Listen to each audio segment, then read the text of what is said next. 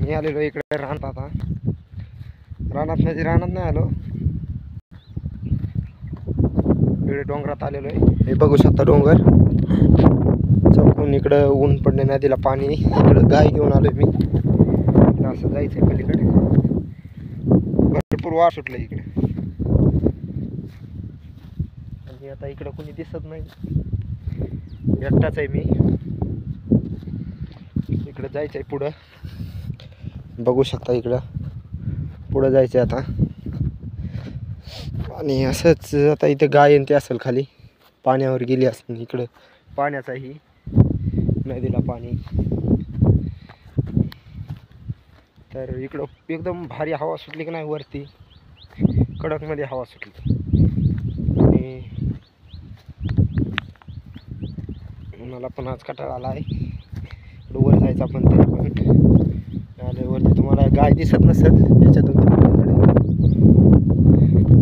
कसली वारं सुटलं, एकदम मस्त गार हवा आहे, खतरनाक हवा सुटलेली. आणि हवेत एकदम भारी वातावरण झाले का नाही, कडक वातावरण. हवा एकदम चालते, भारी हवा सुटली. बघा कसले झाड, ती आपली गाय खाली. आणि इकडं डोंगर पेटला होता, त्यामुळे हे सगळं जळून हे झालंय. आणि नवीन गार एकदम फुटलंय. कसं वाटतंय डोंगर हिरवा. ते काय होतंय, मी व्हिडिओ टाकायचा प्रयत्न करतोय, पण काही पॉझिटिव्ह लोक आणि निगेटिव्ह लोक काय असे डोक्यात भरतेत. सगळं होतंय, पण काय म्हणतात ना, सगळं ठरलं की सगळं होतं, फक्त माणूस जिद्दीला पेटला पाहिजे. तर तसं सगळं होतंय, पण काही लोक मूर्ख लोक आहेत ना, स्वतः पण काही करत नाहीत, दुसऱ्याला पण काही करू देत नाही.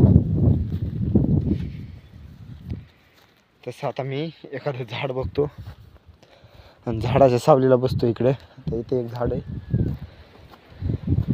इकडे पुढे एक झाड आहे मस्त, हे दिसतंय तुम्हाला ते. आणि ह्या झाडापाशी आता जाऊन बसतो मी इकडे. मस्त रोज रोज मी व्हिडिओ टाकायचा प्रयत्न करतोय, बोलतोय, पण कसं आहे माहिती का, काही लोक असतात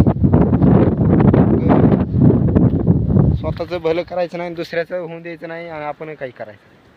अशा वृत्तीचे काही लोक असतात. तर असू द्या, पण आपण मी टाकत जाईन, आणि मलाही रोज टाका वाटतात व्हिडिओ. कसे चांगले चांगले बनवून आपल्याला तेवढंच भारी वाटतं. व्हिडिओ बनवायला मला खरंच एकदम भारी वाटतं का नाही, व्हिडिओ बनवून टाकायचा, असे व्हिडिओ बनवायचे नवीन नवीन. तर भेटू आपण पुढच्या व्हिडिओमध्ये, तोपर्यंत बाय.